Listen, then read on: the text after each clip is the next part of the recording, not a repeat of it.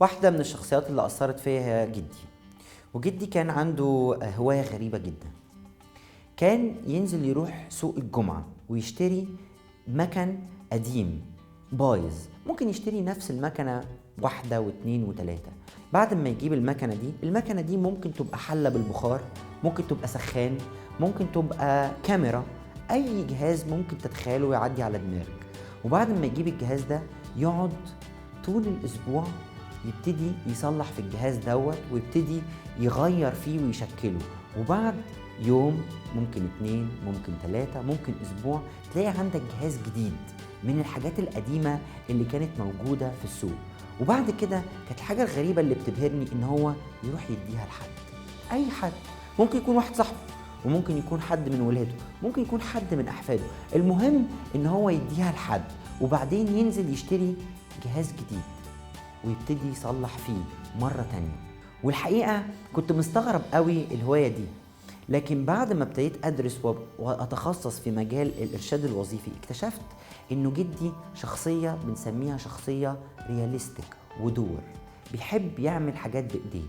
لو ما عملش الحاجة بإيديه ما يبقاش مرتاح وما يبقاش مبسوط. عشان كده كان بينزل يشتري الحاجات ويبتدي يصلحها وبعدين يديها لحد. بيديها لحد ليه؟ عشان يبقى عنده فرصة يروح يشتري واحدة تانية ويقول للناس ان انا عايز اشتري واحدة تانية، وبعد ما يصلحها يديها برضو لحد. وده نوع من انواع الميول المهنية. ناس بتحب تعمل حاجات بايديها، ما تقدرش تقعد في مكتب، لكن هو طول الوقت عايز يعمل حاجات بايديه. عايز يصلح الباب اللي اتكسر، عايز يصلح الحاجة اللي اتحلت، عايز يعمل حاجة بايديه. الشخصيات الدورز او اللي احنا بنسميهم الرياليستيك دول بيبقى عندهم ميل طبيعي ان هو يعمل حاجات في ايديه. فلو انت عندك الميل الطبيعي دوت، طبعا حاجة من الحاجات اللي هتبقى مستمتع جدا وانت شغالها ان انت تشتغل في النجارة، او تشتغل كميكانيكي، او تشتغل مهندس ديكور وتحط ايدك مع ايد العمال، او تشتغل مزارع، او تعمل حاجة بايديك.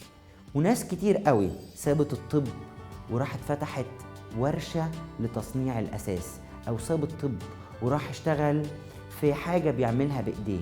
كل ده ليه؟ لان هو جواه ميل طبيعي ان هو يبقى شخصية دور. فلو انت جواك الميل الطبيعي ان انت تعمل بايديك، فكر بدل ما تروح تخش كلية وخلاص. لا لا لا، ممكن تروح تشتغل في معهد وتبقى خريج فني، لا، وتعمل حاجة اللي انت بتحبها بدل ما تروح تقضي وقت طويل في كلية نظرية انت مش هتستفاد منها. وهتستفاد لو رحت اشتغلت في حاجة تعملها بإيديك.